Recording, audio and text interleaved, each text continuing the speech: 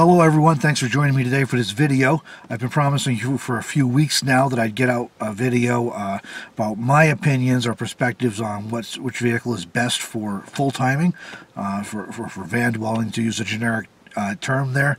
I've been a little bit delayed. Those of you who see my most recent video know I ended up in the hospital this week, and it kind of messed up my schedule, and I've kind of been doing some research and trying to collect some photos and other footage to go with this, so it's taking me a little longer than I would have liked to get it out.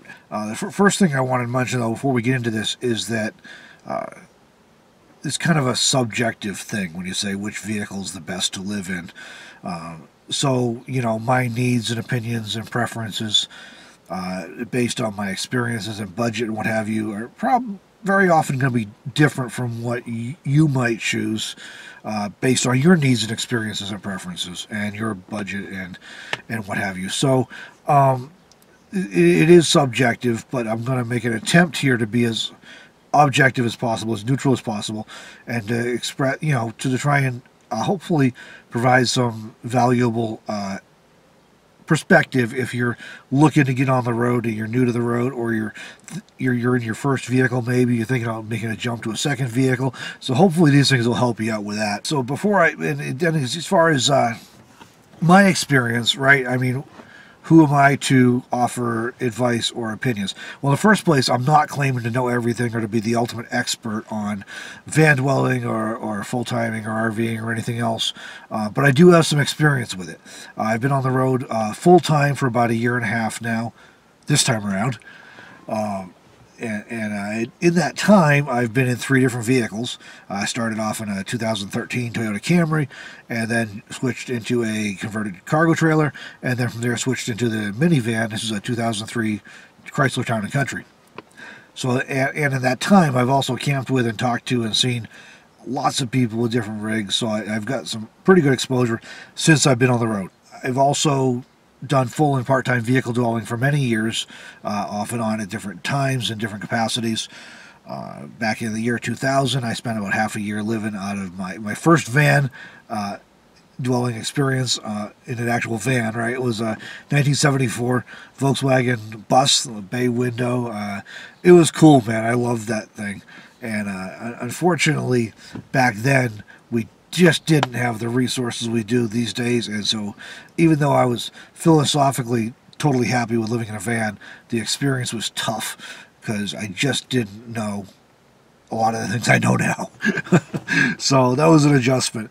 After that, I spent 2 years living in a 1970 fan house trailer. Never seen another one. I don't think it was a super popular model, but I bought it, you know, in the earlier mid-2000s. I don't remember the exact year now, but I lived out of that for a couple of years, through 2 New York winters, and they can, you know, it can be pretty brutal. So that we didn't move that trailer a lot. We did. I mean, we moved it a few times on a family property, but it was basically more or less stationary. I've also had several times when I was full-time in a car or a tent, and a whole bunch of times when I was part-time in cars. So again, I don't know everything. I'm not claiming to know everything, but I do have a pretty good breadth of experience and exposure to different options. So I'm drawing from that when I'm sharing my perspective here. I like to think, when I'm considering vehicles for dwelling in, is basically as a continuum, right? If you think on the one end, you've got cheap, simple, minimalist living, and on the other end, you've got, you know, pretty plush, comfortable living, spacious living. On the one end of the spectrum, the minimalist end is usually pretty cheap and easy to get started. On the other end of the continuum, there, it's much more expensive and more difficult to do. So, and there's, of course, there's a whole bunch of stops along that continuum, or steps. And so I think that's helpful if you think about it that way, because it can really help you narrow down what it is you want to look at. So if you know, for example, your budget is really low, you probably want to be on one end of the continuum, that one end of the continuum. Or if you are a minimalist and don't have much stuff and don't want much stuff, like me, then again, you're probably going to be on that one end of the continuum. If you want all the comforts of home and space and storage and all the rest, and or if you have the budget to accommodate it, maybe you want to be up on the other end of the spectrum where it's you got a lot more of those comforts and things. So this is also not going to be an exhaustive list of every possible vehicle you can live in. That would be a pretty long list. And if you start hanging around places where full-timers gather, like in the Arizona desert, for example, during the winter, or if you go to like the RTR, you're going to see just about every conceivable kind of rig. You'll see things say, wow, I never thought of anybody trying to live in that, and I never would have considered that idea. So there's myriad options, and what I'm trying to do here is hit some of the more popular categories, and it also means I'm not going to be evaluating so much on a case-by-case, vehicle-by-vehicle thing. So I'm not going to be comparing, for example, a Chrysler Town & Country to a Toyota Sienna. It's more like I'm going to hit categories, and then, like minivans, for example, and cargo vans, and we're going to paint with a broad brush.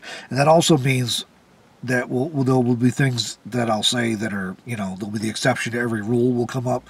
So I might say, for example, SUVs don't get great gas mileage, but of course you find a small hybrid, that might not be true. So I'm kind of trying to hit the general principles to help you narrow down if you're thinking about what kind of vehicle should I get into. Hopefully that'll be helpful to you to at least narrow it down to the categories, and you can do your own research from there on specific vehicles. I had planned to do this as one video, and then I started getting outlined and everything, and looking at the different things I wanted to cover. I was like, I really need to break this down into a series, because nobody's going to want to sit there long enough to watch this entire video if I do it all in one shot. And I wouldn't want to watch it all in one shot, right? Because it'd be like way too long. So what that does is makes it easier for you with the shorter videos in a series. You can look at the ones you want to look at. This is the intro video here, and then there's going to be about a dozen videos covering different categories of vehicles, and then from there, I'll wrap it up in a final video. So that way, if you're not interested in school bus conversions, you can just skip that video. You can watch it if you want for entertainment, but you could just skip that video, and you won't have to try and fast forward over parts you don't want to see. I hope you enjoy this series. I hope it's helpful and helps you narrow down some things and get some ideas of what might work well for you for vehicle dwelling. It is, as I said, kind of a subjective thing, but I'm going to try and be as objective as I can to be as helpful as possible to anybody that's trying to figure out where to start and what vehicles be in. Because you're going to find a lot of resources on the internet, and people will tell you, oh, you should, you definitely have to do a cargo van, or oh, you definitely need to do a Class C, or whatever. And I'm not going to do that. I'll try and give you this, what from my perspective, as open-minded as I can be, are the good and the bad about your different options you can look at and how they might work for you. So thanks for watching this. I'll put a link to the playlist for this series in the description, so you can follow along that way. If you haven't already liked and subscribed to this channel, you may want to consider subscribing now and hit the bell so you get notified when I put up new content, and that way you'll be able to catch all these videos in this series, the ones you want to see at least anyways. But for now, thanks for watching, and we'll see you in the next video.